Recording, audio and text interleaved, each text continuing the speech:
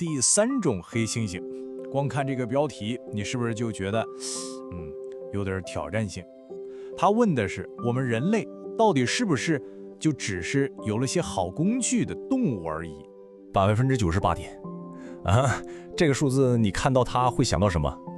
没错，这可不是什么考试分数，这是我们人类和我们最近的亲戚黑猩猩基因的相似度。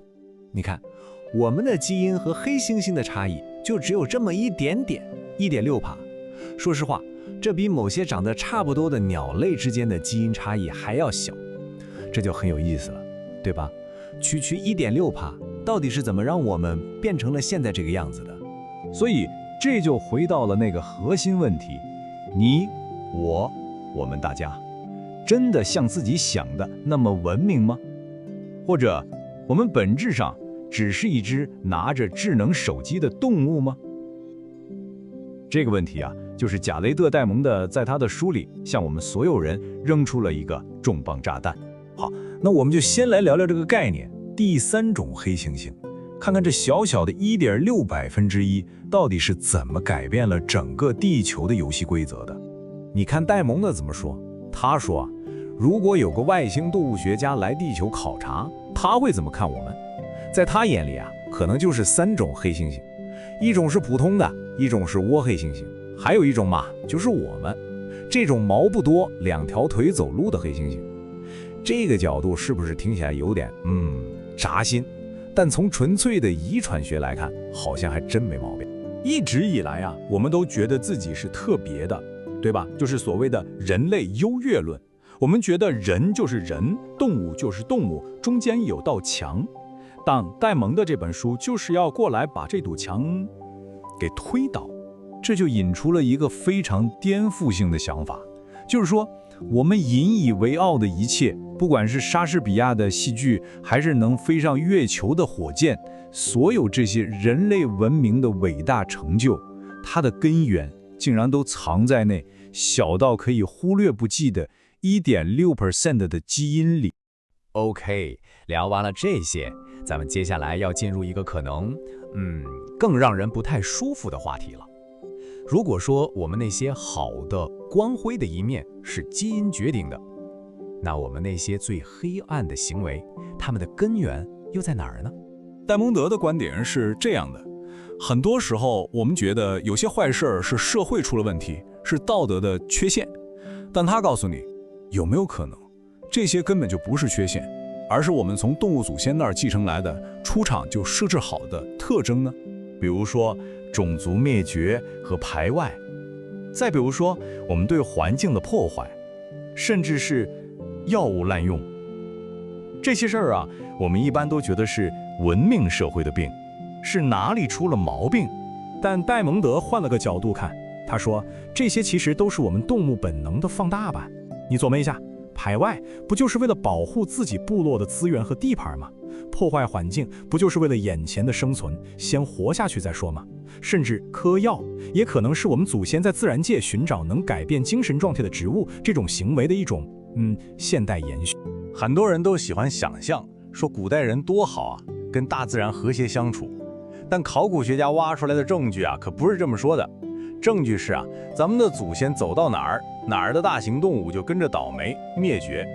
所以啊，别再幻想什么田园牧歌了。破坏环境这个技能啊，可能从一开始就刻在我们的基因里了。好，那问题就来了，当咱们这种远古的动物性的大脑掌握了今天这种能毁灭世界的技术，会发生什么？这就把我们带到了一个风险极高的现在。您想想看啊，在几百万年的漫长时间里，我们的祖先过的是什么样的生活？其实挺单调的，用的石器工具几百万年都没啥大变化，他们就跟地球上其他大型动物一样，日复一日为了生存奔波。但是就在大概4万年前，突然之间一切都变了。考古学家把这个时期叫做大跃进。你看看，艺术、精密的工具，甚至是贸易，所有我们今天觉得理所当然的人类的东西，就像是砰一下子全都冒了出来。那这场大跃进带来了什么后果呢？来看这个数字，40%是什么概念？就是今天我们人类这一个物种就用掉了地球上所有植物光合作用产生的能量的将近一半，一个物种占了快一半的资源，这简直太疯狂了。所以，这就是我们这个时代最大的矛盾之处。我们的大脑硬件系统还是几百万年前为了在草原上活命设计的，只顾眼前，冲动行事。可我们手里攥着的呢，却是核弹，是能改变整个地球气候的工具。一个原始的大脑配上了神一样的技术，你想想这有多危险？那我们是不是就没救了？注定要被自己的基因牵着鼻子走，然后走向毁灭？戴蒙德在书里给出了警告，但也给我们指了一条路。他说，我们唯一的出路就是用我们的远见去战胜我们的本能。这其实就是一场我们每个人内心都在进行的战斗。